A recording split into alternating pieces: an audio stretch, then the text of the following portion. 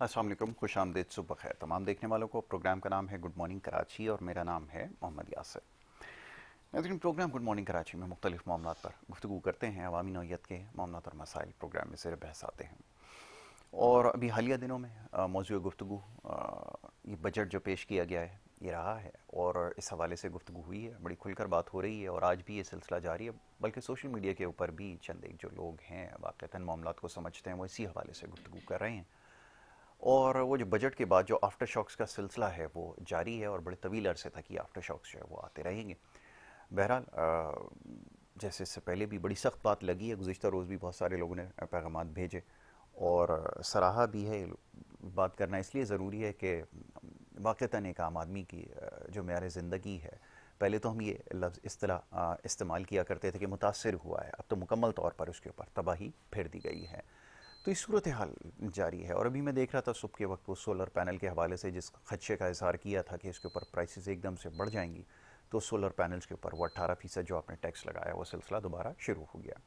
अब सूरत हाल ये है, अभी कुछ देर पहले भी ये मौजूद ज़ेर बहस था कि ये हमेशा से होता रहा है हमारे यहाँ। एक तो पूरी दुनिया में एक जो सिलसिला है राइज, उसमें होता ये है कि जो बिज़नेस करने वाले लोग हैं या ऐसा तबका है जो बिज़नेस करना चाहता है, उनको फैसिलिटेट किया जाता है हुकूमत की जानिब से। मिसाल के तौर पे समझाने के लिए आपको बताता हूँ कि अगर कोई शख्स 10% अगर टैक्स की अदायगी कर रहा है, तो जो बिज़नेस करने वाला शख्स है उसको तकरीबन आधे से भी कम टैक्स अदा करना पड़ेगा। उसकी वजह ये होती है कि लोगों का रुझान इस तरफ ज़्यादा हो जाए। या फिर वो जो बिजली इस्तेमाल कर रहा है, अगर एक आम आदमी, मिसाल के तौर पे पाकिस्तान से तो मवाजना नहीं किया जा सकता, दुनिया का महंगा तरीन मुल्क ये बन चुका है। अगर बिजली, मिसाल के तौर पे समझाने के लिए बता रहा हूँ, कानों को ये बात अजीब सी लगेगी कि 10 रुपये अगर फ़ी यूनिट वो इस्तेमाल कर रहा है, तो जो बिज़नेस करने वाला है उसको तकरीबन आधी कीमत के ऊपर बिजली फराहम की जाएगी। और इसी तरह टैक्सेस के हवाले से और दीगर मामलों पे भी उसको रिलीफ दिया जाएगा। उसकी वजह क्या होती है? उसकी वजह ये होती है कि जब वो कोई बिज़नेस करेगा तो यकीनन बहुत सारे लोग उसके साथ शामिल होंगे और फिर वो बढ़ते बढ़ते बढ़ते बिज़नेस, बड़े बिज़नेस की तरफ चला जाएगा और इसी तरह फिर मुल्क की इकॉनमी जो है वो तरक्की करेगी। इससे होता ये है कि जो बेरोज़गारी का मामला और मसला है वो ख़त्म हो जाएगा। लेकिन इसके लिए आपको फिर लोग ऐसे चाहिए जो दूर अंदेश हों, वाक़तन बैंकिंग के शोबे से ना हो या चार्टर्ड अकाउंटेंट ना हो, इकोनॉमिस्ट अगर होंगे तो वो बैठ कर फिर ये फ़ैसला साजी करेंगे। और अगर ये हैं भी, अगर किसी के पास नीयत है, वाक़तन वो मुल्क के मसाइल को हल करना चाहता है, तो फिर इस किस्म की पॉलिसीज़ बनाई जाएंगी।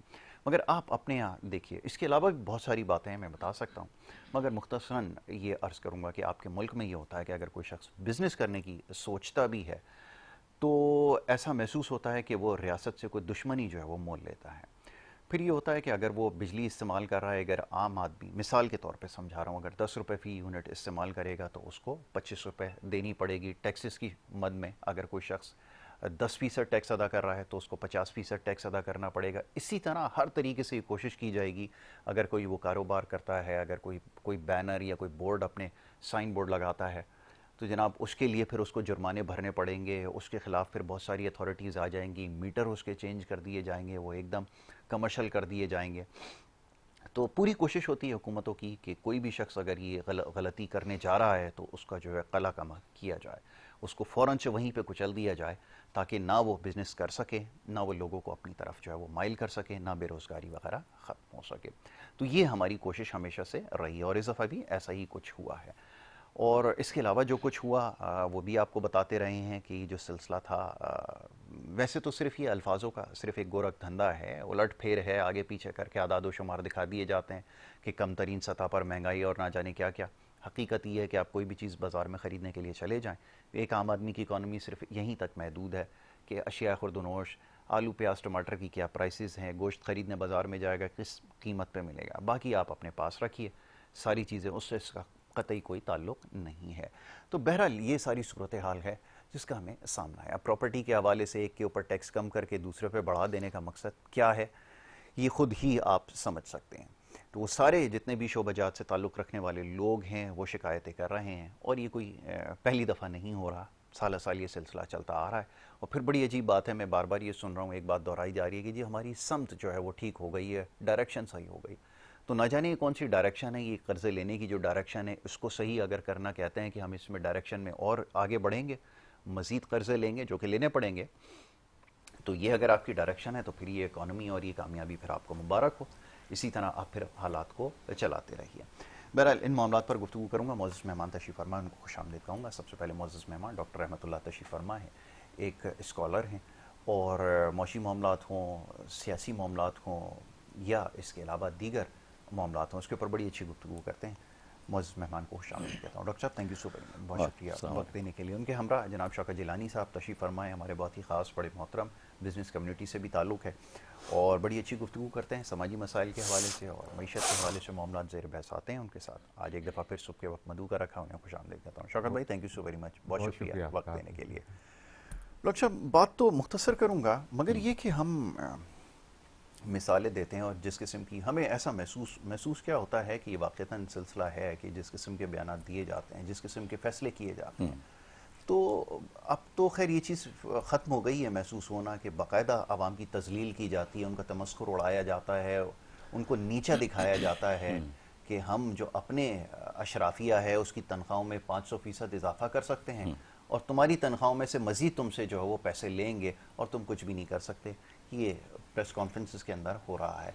ऐसी सूरत में क्या किया जाए? ये इस्तिसाली निज़ाम है आपके ख्याल में या इसको कोई और नाम दिया जा सकता है? ज़रा फरमाइएगा। यासिर भाई, जिस तरह आपने इस बात का तज़किरा किया है कि अपने जो एम्प्लॉइज़ हैं उनकी तनख्वाहों में बढ़ाना, जी, अगर हम बादशाहों के दौर पर थोड़ी नज़र डालें जी, और पाकिस्तान पर जब बरसग़ीर पर अंग्रेज़ की हुकूमत थी उस पर नज़र डालें तो जो बादशाह सलामत हुआ करते हैं वो अपने जो उनके चहीते होते हैं, जो उनके अपने एम्प्लॉय होते हैं, उनकी छुट्टी होती है, जी, जो चाहें वो करते रहें और आवाम के ऊपर बर्डन होता है। जी, वहाँ से टैक्सेस लिए जाते हैं ताकि अपने ख़जाने को भी भरा जाए और उनके जो कारिंदे होते हैं उनकी ज़िंदगी भी लग्जरी गुजर जाए, क्योंकि वो काम सारे टैक्सेस वो वसूल करते हैं। बादशाह सलामत एक जगह बैठे होते हैं और यहाँ पर बरसग़ीर के अंदर हिंदुस्तान और पाकिस्तान पर तो अंग्रेज़ों ने भी यही काम किया। तो इन हालात के अंदर हम देखते हैं तो हमारा जो दीन है, हमारा जो इस्लाम है, इन हालात में हमारी क्या तरबियत करता है। सबसे पहले हम नाम तो इस्लाम इस्तेमाल करते हैं, मुझे कोफ्त होती है पाकिस्तान को इस्लामी मुल्क कहते हुए, इसका एक शोबा भी इस्लामी नहीं है। नबी करीम सल्लल्लाहु अलैहि वसल्लम के एक हदीस है, मन आल इक़्तसद, जिसने मयाना रवि इख्तियार की वो मोहताजी से बच गया। और हमारे मुल्क के अंदर मयाना रवि तो है ही नहीं कि किसी भी सूरत में भी मयाना रवि नहीं है और किसी भी हवाले से प्लानिंग नहीं है। एक आम इंसान है जो घर को चलाता है, चाहे उसकी जो डेली की जो वो है मजदूरी है वो 1000 रुपया है तो वो प्लानिंग करता है। बिल्कुल। तो 1000 रुपये से बढ़ कर के वो 2000 खर्चा नहीं करता, वो 1000 के अंदर अंदर खर्चा करता है और कोशिश करता है तो 1000 में से कुछ रुपया मैं बचा दूं, 2, 4, 5 रुपए बचा दूं ताकि रेनी डेज के अंदर मुझे ये पैसे जो है मुझे काम आ जाए। तो वो जो कम अक्ल आदमी होता है, मजदूर किस्म का शख्स होता है, ऐसे किस्म का निचले तबके का जो इंसान होता है, उसके अंदर ये सेंस, ये अकल होती है कि अपने चादर के हिसाब से वो पाँव को क्या कहता है फैलाता है। तो हमारे जो हुक्मरान हैं, हमारे जो हुकूमतें हैं, हमारी जो सल्तनत है, सल्तनत पाकिस्तान जो है, उनको उन लोगों जितनी भी अकल नहीं है। और हमारे जो हुकूमतें हैं वो क्या करते हैं, कर्जे लेकर के अपनी हुकूमत को चला रहे होते हैं और बर्डन सारे का सारा किसके ऊपर आता है, अवाम पर, जो डेली वेजेस पर जो मजदूर होते हैं, जो किसान होते हैं, जो गरीब किस्म के जो लोग होते हैं, जिनको 2 वक्त की रोटी भी मैसर नहीं होती, वो उनसे 2 वक्त की रोटी भी छीनना चाह रहे होते हैं। इतने इस तरीके के ये जो लोग हैं, हमारी हुकूमतें जो हैं वो बजट लाते हैं। इसकी दूसरी पहलू को अगर हम देखें, कुरान मजीद के अंदर भी अल्लाह तबारक व तआला ने सूरह बकरा के अंदर सूद का जो सिस्टम है उसका पूरा तज़किरा किया है। सूद के हवाले से अल्लाह तबारक व तआला कहते हैं कि जो लोग सूद लेने देने से बाज नहीं आते तो फाज़नु बिहर्बिम मिनल्लाहि व रसूलिही, वो अल्लाह और उसके रसूल के साथ क्या करते हैं, जंग करते हैं। जो शख्स, जो मुल्क, जो खित्ता अल्लाह और उसके रसूल के साथ जंग करे तो कोई अल्लाह उसके रसूल के साथ जंग करने में कामयाब जा सकता है? क्या उसकी मैशत मुस्तहकम हो सकती है? क्या उसका मुआशरा जो है वो ठीक चल सकता है? 8,500 अरब रुपया आपने अदा करना है। 8,500 अरब रुपया हम जो है वो कर्ज हमने लिया है, वो कर्ज कौन अदा करेगा?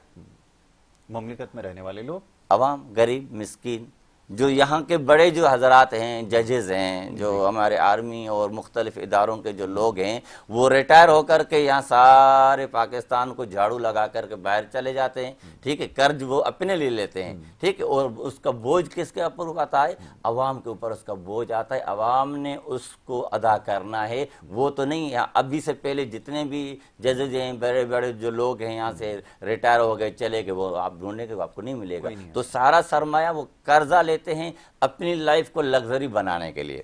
पाकिस्तानी अवाम को कुछ भी नहीं देते और पाकिस्तानी अवाम का खून चूसते हैं और ऐसा बजट बनाते हैं, ऐसी मईशत को उन्होंने बनाया हुआ है ताकि गरीब आदमी जो है वो बजट के मुतालिक या इन चीज़ों के सियासी मामलात में जो है गुफ्तगू न करे और अपनी ज़िंदगी को ही बेहतर बनाने की कोशिश में तगोदो करे, उसी में ही लगा रहा है। तो ये हमारे माशरे के अंदर ये सिस्टम है। तो अगर हम चाहते हैं कि हमारा माशरा, हमारी मईशत मुस्तहकम हो, सारे दस्त हम पहला इकदाम ये करें कि हम कर्जों से बाज आ जाए, कर्जों से बाज आएं। और दूसरी चीज़ ये है कि जो हमारी जो ये लग्जरी लाइफ है, ठीक है, ये जो हमने बहुत सारे मिनिस्ट्रियां और बहुत सारे लोग रखे हुए हैं, उनको फारिग करें जो काम के नहीं है। तो कुरान मजीद भी कहता है वल्लज़ीना इज़ा अनफ़क़ू लम युस्रिफ़ू वलम यक़्तुरू बैन ज़ालिका क़वामा।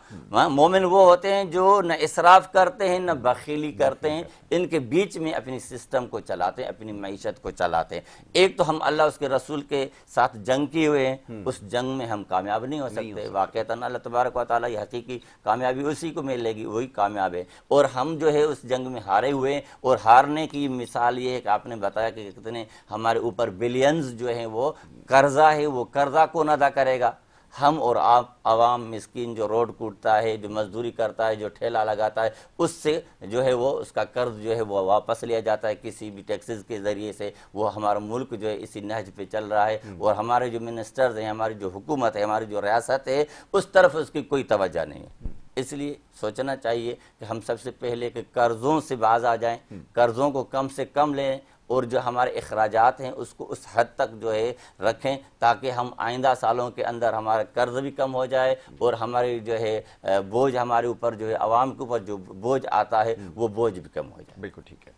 शौकत भाई आपकी तरफ आता हूँ। मेरे ख्याल में सवाल तो यही है जो इस वक्त मौजूद ज़ेर बहस है कि ये जो बजट पेश किया गया है कैसा नज़र आया, और क्या जो मैंने बिज़नेस कम्युनिटी के हवाले से, बिज़नेस करने वालों के कम्युनिटी को छोड़ दें, जो एक आम आदमी भी, इनफरादी शख्स अगर बिज़नेस करने की ख्वाहिश करेगा, क्या उसके लिए मुमकिन है कि इस सिस्टम में रहते हुए वो बिज़नेस करे या उसको प्रमोट करे? ज़रा फरमाइए। बहुत शुक्रिया यासिर भाई, आपने मौका दिया। 17,573 अरब रुपए का जो बजट आया है उसमें 6,500 ये डेफिसिट के साथ ये इन्होंने अनाउंस किया है। इसमें इन्होंने जीडीपी का टारगेट रखा है 4.2, लास्ट ईयर था 3.6 और अब इनको अचीव हुआ है 2.7। तो अब ये पुराना टारगेट जो अचीव नहीं कर पाए 3.6 को और अब इन्होंने 4.2 रखा है। तो इसके अंदर इन्होंने क्या ऐसे इक़दाम किए हैं जो पहले से बेहतर हों, जो इसको अचीव कर सके 4.2 को। देखिए इन्होंने जो जहाँ पर इनिशिएटिव लिया है वो है जैसे अपने पेंशन के अंदर वहाँ पर कुछ डिक्लाइन किया है, इन्होंने रिलीफ दिया है। कुछ सैलरी क्लास को भी इन्होंने कुछ रिलीफ दिया है। इसके बाद इन्होंने डिफरेंस एक और कुछ सेक्टर के अंदर जैसे रियल इस्टेट के अंदर इन्होंने कुछ इंसेंटिव लिया है, वहाँ पर डिक्लाइन हुआ है कुछ टैक्सेस वगैरह के। लेकिन इसके अलावा आप ये देखें कि बाकी हम बड़े पुरुम्मीद थे एज ए बिजनेस कम्युनिटी। मैं इनसे एक छोटा सा कारकुन हूँ, मेरी सोच के मुताबिक ये था कि ये एक बहुत बड़ा इंडस्ट्री का जाल बिछाने के लिए ये बहुत बड़ा इक़दाम करेंगे और कुछ ऐसे इनिशिएटिव लेंगे अपना ये इंडस्ट्री के अंदर और डिफरेंट जगहों पे जहाँ पर इंशाल्लाह मैं उम्मीद थी कि बहुत इंडस्ट्री ग्रोथ होगी। जिससे देखें इंडस्ट्री ग्रोथ होने का मकसद ये कि आपका मुल्क तरक्की की तरफ जा रहा है। वजह यह है कि वो जो चीज़ें आप इंपोर्ट करते हैं वो चीज़ें लोकल मैन्युफैक्चरिंग जब बनेंगी, मार्केटों में आएंगी, तो आपका एक तो फॉरेन एक्सचेंज तक आपका सेव होगा, दूसरा, ये तमाम चीज़ें जो हमारा जो बाहर से माल आता है फॉरेन एक्सचेंज के अलावा, जो हमारे अपना जो वहाँ की लेबर और सारी चीज़ें, वो हमारी यहाँ पर अपनी यूटिलाइज होगी और हमें डोर स्टेप तमाम चीज़ें मिलेंगी। लेकिन इन्होंने मैं देख रहा हूँ क्योंकि अभी तफसीलात आ रही हैं, लेकिन मुझे जो मैंने सुनी मोटी मोटी बातें वो ये थी कि इन्होंने इंडस्ट्री के ना मैन्युफैक्चरिंग सेक्टर पे और कहीं पर कोई ऐसा काम एकदम काबिले मतलब, बल्कि उनका तस्करा ही नहीं आया मेरा ख्याल है इंडस्ट्री के बारे में या डिफरेंट तरह पे, तो कोई ऐसा तस्करा नहीं आया। तो देखिए, जब तक आप इनको ऑन बोर्ड नहीं लेंगे, ठीक है आप आ जाते हैं तमाम फेडरेशन अपना एसोसिएशनों में तमाम चीज़ें बात करते हैं, तो आप उस पर अमल भी करें। अच्छा, आपका देखें, अगर देखिए कारोबारी लोग इतने हसास होते हैं कि अगर उनको जब तक ये सिक्योरिटी ना हो कि यार हमारा पैसा सेफ है, तो वो वहाँ जब तक इन्वेस्ट नहीं करते, क्योंकि उनके पास दुनिया में अपॉर्चुनिटी है काफ़ी। अगर आप उनको अपॉर्चुनिटी नहीं दे रहे तो ये आपका जो कैपिटल है फ्लाई कर जाएगा। अब आप देखें, दुबई में हम अक्सर सुन रहे होते हैं कि यार वहाँ पर हम इतने पाकिस्तानी रजिस्टर्ड हो गए, इतना लोग कारोबार कर रहे हैं, इतने लोग पाकिस्तान से आ रहे हैं और तो आप अपना लोकल जो आपका इन्वेस्टर है आप उसको नहीं रोक पा रहे। आप कह रहे हैं फॉरेन अमाउंट आएगा, फॉरेन लोग आएंगे, जबकि लोकल को हम लोग अगर हम यहाँ इन्वेस्ट करते हैं तो हमें इतना बेनिफिट है, लैंग्वेज और बहुत से हमारे लेबर वगैरह हर चीज़ यहाँ पर सस्ती है। देखिए सिस्टम नहीं है। अच्छा, सिस्टम आप जब तक नहीं बनाएंगे, देखिए ये नहीं है कि बाहर आप आए आपको फूलों की माला पहनाई जाए और आपको आप जो अच्छा बुरा काम कर रहे हैं वो आपको छोड़ देंगे, नहीं। वहाँ सिस्टम है, यस तो यस है, नो तो नो। वहाँ कानून की पासदारी है। सिर्फ वही चीज़ें आप यहाँ इम्प्लीमेंट कर लें। अगर देखें वहाँ पर जैसे दुनिया में एक टैक्स फिक्स कर दिया जाता है, कुछ महकमे हैं वो एक टाइम पे आएंगे, आपको नोटिस देंगे या आपको वो इन्फॉर्म करेंगे, आपने वो तमाम उनकी फुलफिल कर दी, इसके बाद वो आपको डिस्टर्ब नहीं करेंगे। अच्छा, यहाँ क्या है, आप यकीन करें इंडस्ट्री में 30 से ज़्यादा महकमे हैं। तो आप ये कहते हैं कि 30 से ज़्यादा महकमे हैं और जब वो इंडस्ट्री चला रहा होता है तो कोई ना कोई ऐसा नोटिस आया हुआ होता है या कोई बंदा आया हुआ होता है कि सर ये आपके फुलफिल नहीं है। अच्छा, आपको मालूम है कि हमारा माशरा किस तरह का चला हो गया है, हमारी ब्यूरोक्रेट हमारी मैं ये कहूँगा कि हमारे जो ऑफिसर हैं वो क्या मतलब किस तरह से डीलिंग होती है। अच्छा, मैं तो आप यकीन करें शौक हुआ है ताजिर बरादरी के अंदर, बिजनेस कम्युनिटी में इस टाइम पर इतने मतलब इस पर वो मतलब हमें बड़ा शौक हुआ है कि ऐसी इन्होंने क्लास डाली है कि 37AA, जो अगर वो ऑफिसर उससे मुतमईन नहीं है अपना उस डायरेक्टर से तो वो उसको अरेस्ट कर सकता है। बताइए, अब आप बताइए कि अगर वो मैं कहता हूँ किसी मामले में सेटल नहीं होता, अब आपको इल्म है कि मैं क्या बात कह रहा हूँ, तमाम चीजें, अगर पैसे आप उसके हाँ, मतलब के नहीं तो बस देंगे, वो आप आपको इसी वक्त उठाएगा और बस आप अच्छा फिर आपको पूछगछ नहीं है, क्योंकि आपको मालूम है कि अकेला बंदा नहीं होता, पूरा सिस्टम इसको फॉलो करता है। तो आप अच्छा, आपको कहाँ आप ये बताइए, अगर आपके साथ वो जाती कर रहा है तो क्या आप अदालत जाए, वो सब जगह जाए, उसमें कितना टाइम लगेगा? आपको मालूम है कि तमाम निजाम हमारे मुल्क का, तो आप इतना ही एम्पावर बिजनेस कम्युनिटी के उस बंदे को भी करें कि अगर ये गलत डिसीजन ले रहा है तो आप टॉप टू बॉटम है ना उसकी कोई, या तो कोई ऐसा मीडिया हो, मीडिया ट्रायल हो, या उसका कोई फ्रंट पे आके तो वो कोई गलत ना कर सके। देखिए, हम ये नहीं कह रहे कि हम टैक्स टोटल आपका खा जाएं, इसके बाद आप हमें सजा भी ना दें, नहीं। अगर देखें, ये तो हम चाहते हैं कि कोई अगर ऐसा बंदा ऐसा काम अच्छा, देखिए सबसे बड़ी मैं आपको एक बात बताऊं कि इस माहौल में कारोबार करना बहुत मुश्किल है। यासिर भाई, आप यकीन करें, एक आदमी जब स्टार्ट करता है कारोबार तो उसको कितनी जगहों से रजिस्ट्रेशन लेनी पड़ती है। आप बिलीव करें, मैं क्या बताऊँ आपको, मेंबरशिप लेते हैं चैम्बर की, डिफरेंट अपना ये सेल टैक्स की, डिफरेंट जगहों से, मतलब इतने महकमों से लेने के बाद विंडो आफ्टर विंडो इधर जाएंगे उधर जाएंगे, इसके बाद वो माल इंपोर्ट करता है। अच्छा, देखिए सबसे बड़ी हमारे साथ सेटबैक ये है कि हमारा more than 90% raw material Pakistan से बाहर से आता है। हमने कभी कोशिश ही नहीं की, कोशिश की भी तो उनको सपोर्ट नहीं किया। जिन लोगों ने कोशिश की उन्होंने सपोर्ट नहीं किया कि वो मटेरियल जो बाहर से आता है वो हम पाकिस्तान में मैन्युफैक्चरिंग करें। और बिल्कुल पॉलिसी से वो चीज़ कभी रिफ्लेक्ट हुई ही नहीं है। एक ज़माने से इस चीज़ को तस्करा कर रहे हैं कि आपने अपने मुल्क को एक इम्पोर्ट ओरिएंटेड कंट्री बना दिया, होना ये चाहिए था कि अगर ना चाहते हुए अगर ऐसी कोई सिचुएशन आ गई थी किसी दौर में कि अगर आपको इंपोर्ट ज़्यादा सस्ती पड़ रही थी तो ठीक है, वो थोड़े टाइम के लिए तो जस्टिफाइड शायद हो सकती है, मैं उसके सपोर्ट में नहीं हूँ। मगर ये कि स्लोली और ग्रेजुअली ये 2006 में जो फैसला किया गया था उसके बाद से लेके आज तक आप इसको बिल्कुल चेंज कर सकते थे, मगर आपने नहीं किया। आपका डॉलर जो फॉरेन एक्सचेंज है वो जाता रहा बाहर, आपको रुपी डॉलर की पैरिटी आपकी मुतासिर होती रही, मगर आपने कोई इनिशिएटिव नहीं लिया, कोई इसको कंट्रोल करने की कोई प्लानिंग थी ही नहीं सिरे से। अच्छा जी, मैं एक सेकंड, एक बात प्लीज मेरी, प्लीज प्लीज। 2006 से पहले देखिए हमारे यहाँ चंद चीजें ना इंपोर्ट होती थी और मुल्क कितनी स्पीड से तरक्की जी, करता, ना बिल्कुल इतना ऐसा हमारे पास बोझ था अपना कर्जों का। जी। और अब देखें लार्ज, अच्छा पहले हम पेट्रोलियम या मशीनरी या डिफरेंट कुछ चंद सिलेक्टेड आइटम करते थे, बाकी पे इतनी ड्यूटी थी हम खुद ही भाग जाते थे। हम कहते थे यार लोकल माल कंज्यूम करें, उसको इस्तेमाल करें, उससे हमारी इंडस्ट्रियाँ बहुत ग्रोथ हो रही है। अब माजी में देखें हमारी कितनी सेक्टर पे इंडस्ट्री चली है। अच्छा मुझे देखें, हमने बार बार हुकूमत से, साहिब इख्तियार लोगों से एक अपील की है, मैं आज भी आपके प्रोग्राम में एक उनसे अपील करता हूँ जो साहिब इख्तियार हैं और जो इसको कर सकते हैं।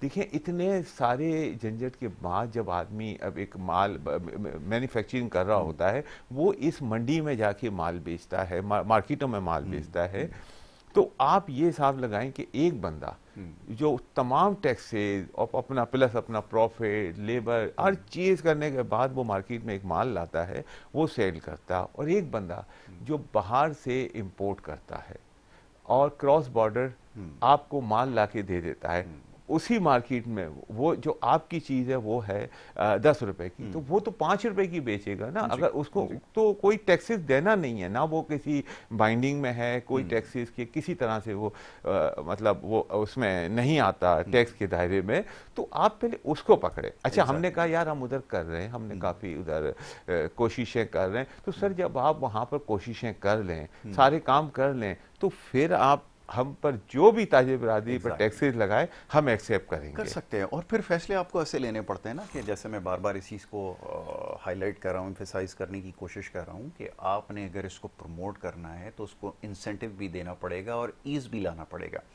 अब एक बला है हमारे यहाँ, तो अल्लाह का शुक्र है वो नहीं पाई जाती, इसको कहते हैं ईज़ ऑफ डूइंग बिजनेस, यानी कि आप कारोबार के लिए कितनी आसानी फराहम करता है। अगर उसकी दर्जाबंदी देखेंगे ना, वैसे तो देखने की ज़रूरत नहीं है, हम कहीं खड़े ही नहीं हैं उसमें, हमारे यहाँ तो इसके ऊपर सोचा ही नहीं जाता, मगर ये कि ये सबसे ज़्यादा ज़रूरी है। ज़रूरी किन के लिए? जो तरक्की याफ्ता ममालिक हैं ना, जिनकी सुबह से शाम तक मिसालें देते हैं, जहाँ से ये कोर्सेज करने जाते हैं 3-3 महीने के, तो वहाँ पर ये चीज़ होती है। इस चीज़ को हमेशा यकीनी बनाया जाता है कि वो ईज़ ऑफ डूइंग बिजनेस जो है ना, वो लोगों को दी जाए।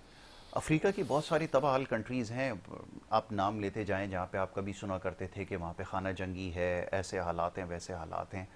उन्होंने अब यूरोप की बड़ी बड़ी कंट्रीज़ से जो है वो कम्पीट करना शुरू कर दिया, और उसकी वजह यही है कि उन्होंने बड़ी संजीदगी से इसके बारे में सोचना शुरू किया कि तिजारत को कैसे फ़रोग़ दी जाए, एक्सपोर्ट्स के ऊपर कैसे काम किया जाए, और सबसे पहले ये जो बला जिसकी अभी मैं बात कर रहा हूँ, ईज़ ऑफ डूइंग बिजनेस, ये कैसे लेकर आई जाए। जब उन्होंने वो दी, उसके बाद आप देखें वहाँ की इकॉनमीज़ ये अक्सर चेंज हो गई। हमारे यहाँ तो मवाजने का कल्चर अब ख़त्म हो गया, क्योंकि अब हमारा मवाजना उनके साथ नहीं है वगैरह ना। आपको अगर बताना शुरू करूँ तो शायद वक्त ख़त्म हो जाए। डॉक्टर साहब की तरफ आता हूँ। डॉक्टर साहब, ये अब कहना बड़ा आसान है, अभी जैसे हमने बातों की निशानदही की कि ये हो सकता है, मैं तो हमेशा शौकत भाई एक ही बात सोचता हूँ, क्या ये कोई ऐसी चीज़ है जो नहीं हो सकती एग्जीक्यूट, या जिसके ऊपर अमल दरामद नहीं हो सकता? इसमें क्या, जैसे आपने एक बड़ी अच्छी मिसाल दी कि एक मजदूर भी अगर दिहाड़ीदार 1000 रुपये कमाता है तो उसको पता है उसकी लिमिट क्या है।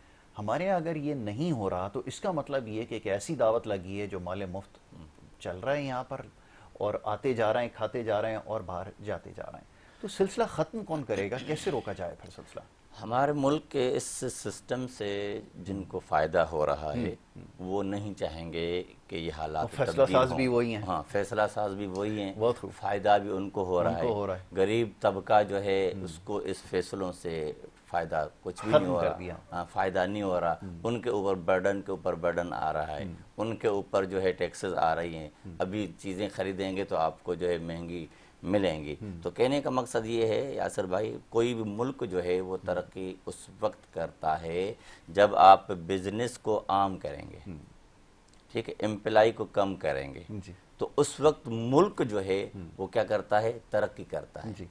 और हम लोगों ने लोगों को सरकारी नौकरी के पीछे लगाया हुआ, झांसा देते हैं, झांसा वोट दिया लेते हुआ वक्त, है। 1.5 करोड़ उनके नौकरियां जहन दूंगा। के अंदर ये चीज़ होती है कि भाई हमें रिटायरमेंट भी मिलेगी, हमें ये भी मिलेगा, हमें वे भी मिलेगा। वो ये नहीं समझते कि वो अपने आप को खुद को जो वो गुर्बत के अंदर धकेल रहे हैं, अपनी नस्लों को। जो बिजनेस करते हैं वो मुल्क के लिए भी फायदेमंद होते हैं, अपनी कौम के लिए भी फायदेमंद होते हैं, और अपने घराने के लिए भी फायदेमंद होते हैं। तो हमारे स्टेट ये चाहती है कि जो बिजनेस है उसका गला घोंटा जाए, जी, उसको मजबूत किया जाए, उसको सख्त किया जाए, Strangle बिजनेस नहीं करना, करें। हाँ। वो सबसे पहले जो है हमारे तरफ मुतवज्जा हो जाएं, अवाम लोग पढ़ करके सिर्फ और सिर्फ नौकरियों की तरफ तवज्जा दें। जब नौकरियों की तरफ तवज्जा देंगी तो वो मुख्तसर जो उनकी सैलरी होगी उसी पर गुजारा करेंगे, उसी पर ही मर जाएंगे और फिर पेंशन का इंतजार करेंगे। तो मुल्क जो है, खित्ते और घराने भी तरक्की उस सूरत में करते हैं जब वो बिजनेस की तरफ तवज्जा देते हैं। और अभी बात हो रही थी कि बिजनेस के ऊपर इतने टैक्सेस लगाए गए हैं, बिजली इतनी महंगी की जाती है, कमर्शियल बिजली दूसरी होती है और आम जो एडिशनल रैशी जो होती है वो मुख्तलिफ होती है। तो इन सूरतों के अंदर जब हम लोग बिजनेस को जो है वो ईजी करेंगे, लोगों के दस्तरस करेंगे, लोग बिजनेस की तरफ ज़्यादा तवज्जो देंगे, तो इसका मकसद ये कि हमारी कौम, हमारा मुल्क जो है वो तरक्की करेगा और हमारे मुल्क जो है वो, हमारी रियासत और हमारी हुकूमतें जो है वो IMF से कर्जा भी नहीं लेगी और कोशिश करेंगे जो हमारे ऊपर जो कर्जे आए हुए हैं हम उन कर्जों को भी चुकाएं।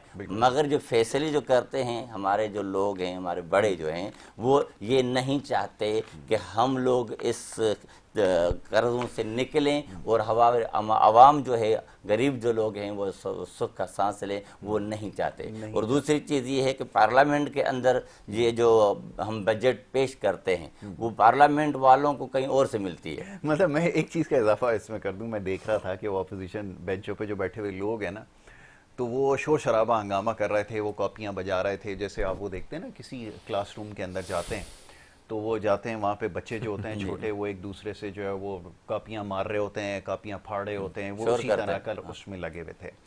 अच्छा, अब मजे की बात है, चाहे कोई भी हुकूमत हो, सिर्फ महज इसकी बात नहीं मैं कह रहा, कोई भी हुकूमत हो, आप जाकर आप किसी से जाके जरा पूछ लीजिए कि ये जो तुम एहतजाज कर रहे हो, ये जो कॉपियां फाड़ रहे हो, उसमें लिखा क्या है, या कौन सी ऐसी बात है जिसको आप समझते हो कि जिस पर कॉन्ट्रडिक्ट करना चाहिए या सही नहीं हो रहा। वो अल्लाह का बड़ा शुक्र एहसान है कि वो एक बंदा आपको नहीं मिलेगा दोनों तरफ बेंचेस पे जिसको पता होगा कि इसके अंदर लिखा क्या है। ये जो इतना बड़ा जत्था इनको देते हैं ना, वो भी पैसा ज़ाया करते हैं, वो पूरी दुनिया में पेपर भी ख़त्म कर रहे हैं, या इनको कॉपियाँ बाकायदा दी जा रही होती हैं, ये ले वो भी उन्होंने उठा के फेंकनी होती हैं। उनको नहीं पता होता इसमें लिखा क्या है, या वो जो तकरीर कर रहा है, वो जो कहानी सुना रहा है, वो कह क्या रहा है, ये भी नहीं पता होता। जी, तो ये बजट जब पेश की जाती है तो वो जो बजट पेश करने वाले होते हैं उनको बजट बना करके दी जाती है। आपका काम है सिर्फ पढ़ना, इसमें किसी किस्म की अमेंडमेंट आपको इख्तियारी नहीं, क्योंकि आप फॉर्म 47 है, आपको जिसने जिन लोगों ने लाया है वही काम करेंगे। ठीक है, तो 58 सब एक जैसे ही हैं, एक जैसे हैं। तो कहने का मकसद क्या है, जो उनको लाते हैं उनके अगेंस्ट वो जो है वो बजट ला भी नहीं सकते। और अपोजिशन हो चाहे हुकूमत हो, वो सारे मुत्तफिका तौर पर उस बजट को फिर पास करते हैं। मतलब आप ये देखिए कि मैं ये देखता हूँ कि अपने मफादात की जब भी बात होती है ना, तो सारे साथ हो जाते हैं, एक इकट्ठे हो पेज के जाते ऊपर हैं। होते हैं कि वो सेनेट के चेयरमैन की तनख्वाह बढ़ानी है, तो जनाब किसी ने कोई इसके ऊपर रद्द-ए-अमल नहीं दिया, या स्पीकर की वो बढ़ानी है तनख्वाहें, या इससे पहले वो बिल ले आए कि वो जो सेनेट के रिटायर्ड हो चुके हैं जो मेंबर, जो स्पीकर हैं, उनको मराते दी जाएंगी, उनको और ज़्यादा वो दिए जाएंगे, मराते मिलेंगी रिटायरमेंट के बाद भी, उसके ऊपर सारे मुत्तफिक हैं। एक कैसी अजीब सी बात है कि ये वैसे आपको इख्तिलाफ करते हुए नजर आएंगे रस्मी कार्रवाई के, जी कुछ नहीं किया, बजट में कुछ नहीं था, लेकिन जब अपने मफादात की बात होगी अल्हम्दुलिल्लाह आपको सारे जो है वो एक ही उस पर नजर आएंगे, और ये जफियाँ डाल रहे होते हैं, एक दूसरे को मुबारकबादें दे रहे होते हैं। ये सूरत हाल है। जी शौकत भाई, अब क्या सवाल करूं, बैंकिंग के हवाले से बात करनी थी। मतलब ये कि ये तो थक चुके हैं, मैं तो अभी सिलसिला अल्लाह का शुक्र है ख़त्म करता जा रहा हूँ आहिस्ता आहिस्ता, और कोशिश करूंगा कि इंशाल्लाह अगले साल पे बात भी ना हो इसके ऊपर, क्योंकि ज़रूरत ही नहीं है कोई इन सारी चीज़ों की।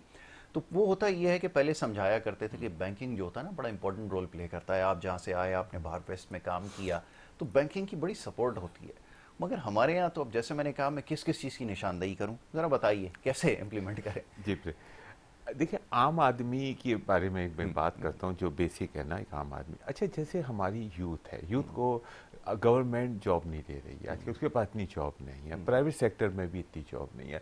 तो जैसे अब वो कॉलेज से अभी कोई बंदा ग्रेजुएट, मास्टर या इस तरह की कोई अपने डिग्रियाँ लेकर आया, वो क्या करे जब उसको जॉब नहीं मिल रही?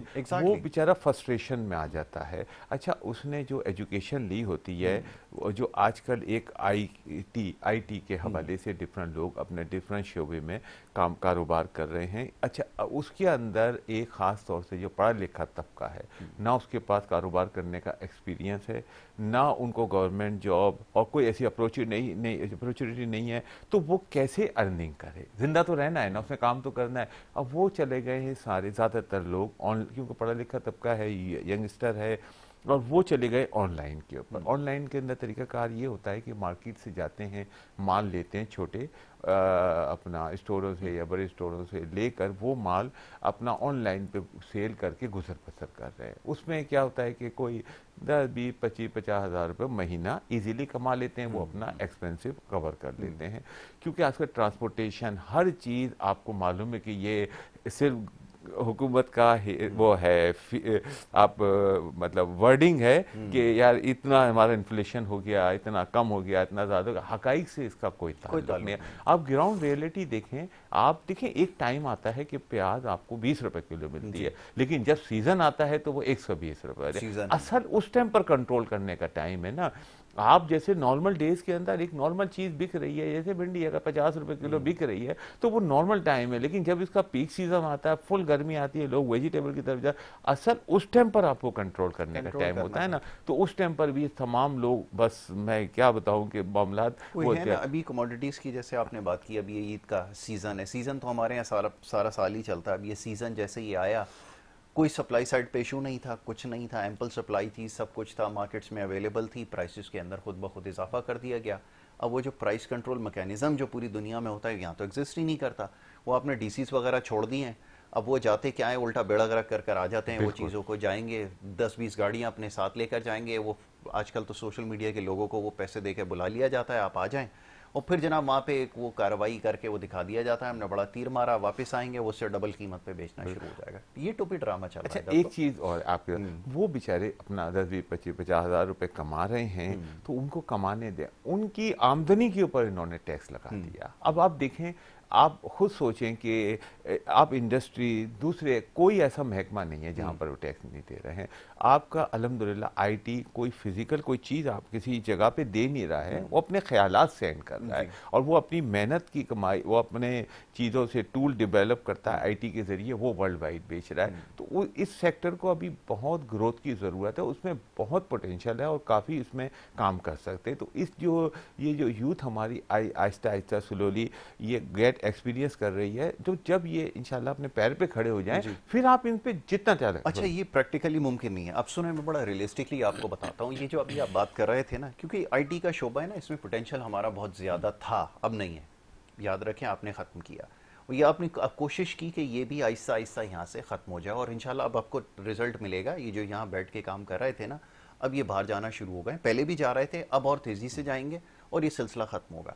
उसकी वजह क्या है? देखिए, मैं हमेशा एक बात कहता हूँ, आप दोनों से मैं उसको अर्ज़ करना चाहूँगा, देखने वालों से भी, कि आप जब पॉलिसी मेकर किसी बैंकर को लाएंगे या चार्टर्ड अकाउंटेंट को लाएंगे ना, उसको इन सारी चीज़ों का इल्म ही नहीं है कि ये किस तरह काम करता है मैकेनिज्म।